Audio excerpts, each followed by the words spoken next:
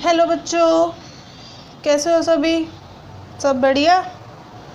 RBSC class 10th chapter 6 हमारा चल रहा है और आज हम चैप्टर का लास्ट पोर्शन कंप्लीट करने वाले हैं और पार्ट हमारा आज होगा 4th पार्ट। इसमें हम कैटलिस्ट के बारे में पढ़ेंगे।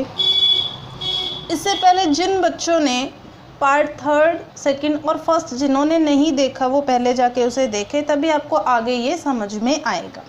चलो कैटलिस्ट देखते हैं, कैटलिस्ट क्या होते हैं। तो देखो रिएक्शन, अगर हमने देखो कल हमने रिएक्शन के बारे में देखा था थोड़ा सा, एक स्लो रिएक्शन एक फास्ट रिएक्शन, ठीक है ना। तो अब ऐसे सब्सटेंसेस जो क्या करें, जो रिएक्शन हो रही है ना उसकी वेलोसिटी को चेंज कर दे। चेंज करना मतलब या तो घटा दे या बढ़ा दे, ऐसे सब्सटेंसेस को क्या कहा जाता है? कैटलिस्ट। प्लस इनके एक और बात इनके साथ में होगी कि ये जो सब्सटेंसेस हैं ये खुद अनचेंज रहेंगे पूरी रिएक्शन के दौरान, सिर्फ रिएक्शन के वेलोसिटी को बढ़ाएंगे और खुद कैसे रहेंगे? अनचेंज। देखें वेजिटेबल ऑयल है और वेजिटेबल ऑयल में से जब हाइड्रोजन गैस पास करवाई जाती है, किसकी प्रेजेंस में? निकल की प्रेजेंस में जब हाइड्रोजन गैस पास करवाई जाती है तो वो कैसी एक उसकी स्टेट बनने लग जाती है, मतलब ऐसा कह सकते हैं हम सॉलिड जैसी एक स्टेट बनने लग जाती है। पूरी तरह से सॉलिड नहीं होता बट सॉलिड जैसी एक स्टेट बनने लग जाती है, जिसे हम क्या बोलते हैं? वेजिटेबल घी। तो यहाँ पर जो निकल है ना, निकल ये क्या है? ये एक कैटलिस्ट का वर्क कर रहा है। मतलब सिंपल से हम ऐसा कह सकते हैं कि ये इस रिएक्शन को फास्ट करवाने का काम कर रहा है, या हो सकता है इसको स्लो करवाने का काम कर रहा है, ठीक है। एक है हमारे पास 2KClO3 हीट हमने इसको प्रोवाइड की, मतलब ये क्या है हमारा? देखो 2KClO3 से हमें क्या मिल रहा है? KCl + O2, है ना। तो ये क्या बन गई? एक तो ये डिसोसिएशन है, दूसरा हीट की वजह से हो रही है। तो ये तो एक एग्जांपल तो किसका हो सकता है? थर्मल डिसोसिएशन का। साथ ही में एक स्लो रिएक्शन होती है, लेकिन जब MnO2 की प्रेजेंस में हम इसको करवाते हैं, इसके रिएक्शन जब हम करवाते हैं तब क्या होता है? ये रिएक्शन फास्ट हो जाती है। तो यहाँ पर जो MnO2 है वो किसका वर्क कर रहा है? वो कैटलिस्ट का वर्क कर रहा है। अब आगे बात आती है टाइप्स ऑफ कैटलिस्ट। तो कैटलिस्ट जो होते हैं ना उनको हम जो डिवाइड करते हैं वो फिजिकल स्टेट के हिसाब से भी करते हैं और दूसरा हम उनके एक्शन के अकॉर्डिंग भी उनको डिफ्रेंशिएट करते हैं। तो पहले अगर हम उनकी फिजिकल स्टेट के अकॉर्डिंग टाइप बताएं तो मेनली 2 टाइप के होते हैं कैटलिस्ट। पहला है होमोजीनियस कैटलिस्ट और दूसरा हेट्रोजीनियस कैटलिस्ट। अगर हम होमोजीनियस कैटलिस्ट की बात करें तो मानो कोई, अगर हम बात करें जैसे कि रिएक्टेंट जो भी हैं, रिएक्टेंट में जो भी हमारे आइटम्स हैं या मॉलिक्यूल जो भी हैं, एलिमेंट्स जो हैं वो गैसियस स्टेट में हैं, प्रोडक्ट में भी गैसियस स्टेट में हमें मिल रहे, ठीक है ना। और जो कैटलिस्ट है ना वो भी गैसियस स्टेट में। कहने का मतलब तीनों ही, रिएक्टेंट, प्रोडक्ट और कैटलिस्ट, तीनों ही एक स्टेट में। अब वो गैसियस भी हो सकती है, लिक्विड भी, सॉलिड भी, किसी भी पर्टिकुलर एक स्टेट में प्रेजेंट हो। तो ऐसा जो कैटलिस्ट होगा मतलब सेम हो जिसमें तीनों चीज़ें, वो तो होमोजीनियस कैटलिस्ट। और जिसमें फिजिकल स्टेट कैटलिस्ट की, रिएक्टेंट की और प्रोडक्ट की सेम ना हो। जैसे कि एक एग्जांपल अगर हम देखें, नाइट्रोजन और हाइड्रोजन के रिएक्शन से हमें अमोनिया मिल रहा है, गैसेस फॉर्म है, ये भी गैसेस फॉर्म है। लेकिन आयरन जो है Fe जो हम यूज़ कर रहे हैं वो सॉलिड स्टेट में हम यूज़ कर रहे हैं। तो ये तो गैसेस है, ये सॉलिड है, मतलब सेम नहीं है। कैटलिस्ट और रिएक्टेंट प्रोडक्ट की जो स्टेट है वो सेम नहीं है, ठीक है ना। तो ऐसे जो कैटलिस्ट है वो क्या कहलाते हैं? वो कहलाते हैं हेट्रोजीनियस कैटलिस्ट हमारे कहलाते हैं, ठीक है। उसके बाद अगर हम बात करें उनके एक्शंस के अकॉर्डिंग, एक्शन के हिसाब से जो कैटलिस्ट है ना उनको डिवाइड किया गया 4 टाइप से: positive catalyst, negative catalyst, auto catalyst और बायो कैटलिस्ट। सिंपल सी एक आउटलाइन की बात करें तो पॉजिटिव कैटलिस्ट की अगर हम बात करें तो पॉजिटिव कैटलिस्ट हमारे क्या होते हैं? तो अगर हम पॉजिटिव कैटलिस्ट की बात करें तो ऐसे कैटलिस्ट जो क्या करे, किसी केमिकल रिएक्शन के रेट को बढ़ा दे, इंक्रीज कर दे, ऐसे कैटलिस्ट तो क्या कहलाएंगे? पॉजिटिव कैटलिस्ट, ठीक है ना। ये रिएक्शन स्लो रिएक्शन थी, हमने स्लो रिएक्शन के एग्जाम्पल में पढ़ी थी। और MnO2 क्या कर रहा है? इसके रेट को बढ़ा रहा है, मतलब वेलोसिटी को बढ़ाने का जो काम करेगा वो तो पॉजिटिव कैटलिस्ट। उसी से बिल्कुल ऑपोजिट अगर हम चले कि जो रिएक्शन उसके रेट को घटा दे, उसको हम क्या बोलेंगे? उसको हम बोलेंगे नेगेटिव कैटलिस्ट। जैसे हाइड्रोजन पेरोक्साइड, ये इम्पोर्टेंट एग्जाम्पल है।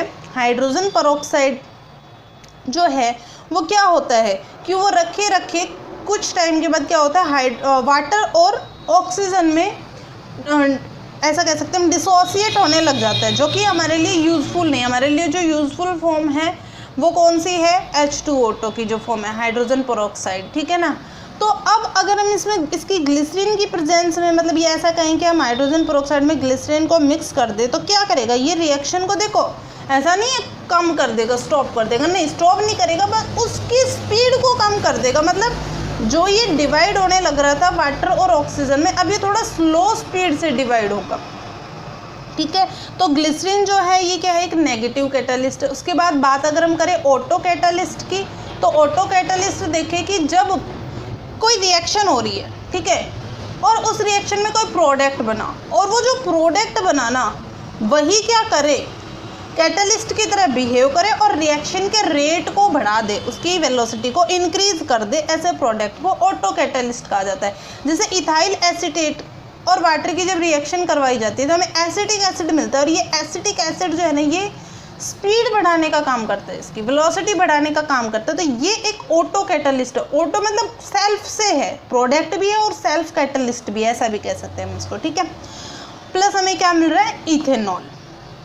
उसके बाद अगर हम फोर्थ टाइप की बात करें बायो कैटालिस्ट, तो बायो कैटालिस्ट क्या है, नाइट्रोजीनियस ऑर्गेनिक कंपाउंड्स, ये हम इनको कह सकते हैं कि ये प्रोटीन्स भी होते हैं, प्रोटीन्स, ठीक है, विच इंक्रीज रेट ऑफ जो भी बायोकेमिकल रिएक्शन होती है उनकी रेट को बढ़ाने का जो काम करे ना वो बायो कैटालिस्ट कहलाते हैं। जैसे कि अगर हम हमारी बॉडी की बात करें, डाइजेशन होता है, ठीक है ना, तो वो डाइजेशन एक तरह से बायोकेमिकल रिएक्शन है हमारी, ठीक है। फूड जो है वो स्मॉल पार्ट्स में पहले डिवाइड होता है, उसके बाद उसका जो भी डाइजेशन का प्रोसेस है वो सब होता है, ठीक है। ये सब कौन करते हैं, ये सब एंजाइम्स करते हैं। ये सब कौन करते हैं, डाइजेशन का जो भी काम है वो एंजाइम्स करते हैं। तो एंजाइम क्या है, बायो कैटालिस्ट है, ठीक है। इसी वजह से बायो कैटालिस्ट को एंजाइम के नाम से भी जाना जाता है। अभी जैसे हम यूरिया, ये जो है हमारा ये यूरिया है, यूरिया और वाटर की जब हम रिएक्शन करवाते हैं यूरिएज की प्रेजेंस में, तो हमें क्या मिलता है, अमोनिया और कार्बन डाइऑक्साइड, ठीक है। ऐसे माल्टोज जो है वो माल्टेज एंजाइम की प्रेजेंस में किस में कन्वर्ट कर देता है, माल्टोज को ग्लूकोज, और ग्लूकोज में उसको कन्वर्ट कर देता है माल्टेज की प्रेजेंस में। इसके बाद जो नेक्स्ट हम पढ़ेंगे वो है हमारा catalyst promoter and catalyst inhibitor, ठीक है। अभी देखो प्रमोट करने का मतलब एक तरह से बढ़ाना है ना, इंक्रीज करना, और इनहिबिट का मतलब क्या करना, डिक्रीज करना। तो ऐसे सब्सटेंस जो कैटालिस्ट की एक्टिविटी को इंक्रीज करेंगे ना वो तो कैटालिस्ट प्रमोटर, और जो एक्टिविटी को डिक्रीज करेंगे वो कैटालिस्ट इनहिबिटर, ठीक है। जैसे कि एक रिएक्शन की बात करें, नाइट्रोजन और हाइड्रोजन के रिएक्शन से हमें अमोनिया जो मिल रहा है, आयरन की प्रेजेंस में हमने रिएक्शन करी थी, ठीक है। ये वाला एग्जाम्पल हम पहले पढ़ चुके हैं, ठीक है। ये वाला एग्जाम्पल जो है हम पहले पढ़ चुके हैं हेट्रोजीनियस के लिए, ठीक है। और अगर इसकी मोलिब्डेनियम की प्रेजेंस में जब हम इसकी रिएक्शन करवाते हैं तो क्या होता है, ये इसकी एक्टिविटी को बढ़ाने का काम करता है, बढ़ा देता है ये इसको, ठीक है। ऐसे वेजिटेबल ऑयल निकल के साथ हम करवाते हैं, प्लस अगर हम इसमें कॉपर के साथ और करवाए तो वो हमारा क्या है, वेजिटेबल घी, मतलब कि ये इसकी एक्टिविटी को बढ़ाने का काम करता है। तो मोलिब्डेनियम और कॉपर जो है यहाँ पर कैटालिस्ट प्रमोटर का काम कर रहे हैं, ठीक है। आयरन और निकल हैं वो क्या है, कैटालिस्ट है ये, ठीक है।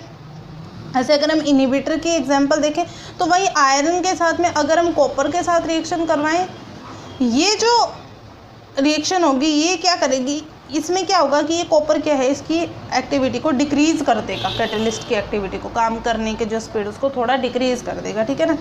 तो ये क्या कहलाता है, कैटालिस्ट इनहिबिटर। अभी प्रॉपर्टीज़ ऑफ कैटालिस्ट की हम बात करें तो सबसे पहले कैटालिस्ट जो है वो कोई रिएक्शन नहीं करवाते, ठीक है, वो सिर्फ वेलोसिटी को बढ़ाने का या वेलोसिटी को कम करने का काम करते हैं, ठीक है। वेलोसिटी कोई बहुत फास्ट हो जाए या कोई कम हो जाए, ये काम करते हैं। दूसरा, ऐसा नहीं है कि हमें बहुत ज़्यादा क्वांटिटी चाहिए कैटालिस्ट की, स्मॉल अमाउंट अगर हम रिएक्शन में मिक्स करवा दें, मिक्सचर अगर हो स्मॉल अमाउंट, वो भी बहुत काफ़ी होता है रिएक्शन के रेट को बढ़ाने या घटाने के लिए, ठीक है। अब कैटालिस्ट जो है हमें पता है कि वो क्या करते हैं, वेलोसिटी को तो चेंज जरूर करते हैं लेकिन उसकी कंपोजिशन बोल दें हम, ठीक है, या फिर हम क्या बोलते हैं, अमाउंट को चेंज नहीं करते, रिएक्शन के अमाउंट को। साथ ही में कैटालिस्ट जो है वो स्पेसिफिक होते हैं नेचर में, कहने का मतलब एक रिएक्शन के लिए एक सिंगल कैटालिस्ट ही यूज़ होगा, ठीक है, कोई फिक्स ही कैटालिस्ट यूज़ होगा। जैसे कि अगर आगे हम इसका एक एग्जाम्पल भी पढ़ेंगे। रिवर्सिबल रिएक्शन के लिए कहीं अगर हम, तो कैटलिस्ट है तो वो दोनों रिएक्शन मतलब कि फॉरवर्ड और बैकवर्ड दोनों टाइम वो अफेक्ट करेगा। जैसे ये इस तरह से रिवर्सिबल रिएक्शन है, मतलब कि पहले क्या हो रहा है, प्रोडक्ट रिएक्टेंट जो है प्रोडक्ट में चेंज हो रहा है, तो ये वर्क कर रहे हैं, ठीक है, बढ़ाने या घटाने का। अभी प्रोडक्ट जो रिएक्टेंट में चेंज होगा, रिएक्टेंट प्रोडक्ट में चेंज हो तभी भी इसने काम किया, प्रोडक्ट रिएक्टेंट में चेंज होगा तभी भी ये सेम वर्क करेगा, ठीक है ना। और क्या कह रहा है कि कैटलिस्ट की जो एक्टिविटी है वो टेम्परेचर पर इफेक्ट करती है। देखो सिंपल सा, बहुत सिंपल सा एग्जांपल है। जैसे हम नॉर्मल स्टेट में होते हैं हमारी बॉडी, तो हमारा डाइजेशन बहुत अच्छे से होता है, ठीक है ना, अच्छे से हम खा पी सकते हैं। लेकिन वहीं पर अगर हमें फीवर हो जाता है, हमारी बॉडी का टेम्परेचर बढ़ जाता है ना, या इन केस घट जाता है, तो उस टाइम क्या होता है कि हमारा जो डाइजेशन प्रॉपरली नहीं हो पाता, क्योंकि वो एंजाइम्स है वो किसी पर्टिकुलर टेम्परेचर पर ही वर्क करते हैं। तो हम क्या कह सकते हैं कि कैटलिस्ट की जो एक्टिविटी है वो टेम्परेचर के थ्रू अफेक्ट की जाती है। ये एक एग्जाम्पल है, जैसे हमारे पास नाइट्रोजन और हाइड्रोजन का, ठीक है, इससे हमें अमोनिया मिल रहा है। Fe की प्रेजेंस में देखो इससे कितनी रिएक्शन बन रही है, ये एक स्लो रिएक्शन का भी एग्जाम्पल है, ठीक है। और ये वाला जो है इसको हम क्या कर सकते हैं, हेट्रोजीनियस में ये हमारा यूज़ हो सकता है, ठीक है। दूसरा उसके बाद हेट्रोजीनियस रिएक्शन का भी एक एग्जांपल है, मोलिब्डेनम के अगर प्रेजेंस में हम रिएक्शन करवाएं तो ये हमारा कैटलिस्ट प्रोमोटर की तरह रिएक्ट करेगा। और कॉपर की प्रेजेंस में अगर कॉपर के साथ करवाएं तो ये हमारा कैटलिस्ट इनहिबिटर की तरह रिएक्ट करेगा। मतलब एक ही चीज़ से बहुत सारे एग्जाम्पल है। तो इस चैप्टर में जो है वो मेन रिएक्शंस बहुत ज़्यादा इंपॉर्टेंट है, तो आप उन रिएक्शंस की बार बार प्रैक्टिस करें, बार बार उनको राइट करके देखें। यहाँ पर हमारा ये चैप्टर बिल्कुल फिनिश होता है, ठीक है, अच्छे से प्रैक्टिस करें। नेक्स्ट क्लास में हम चैप्टर नंबर 7 हमारा स्टार्ट करेंगे, तब तक के लिए टेक केयर, बाय बाय।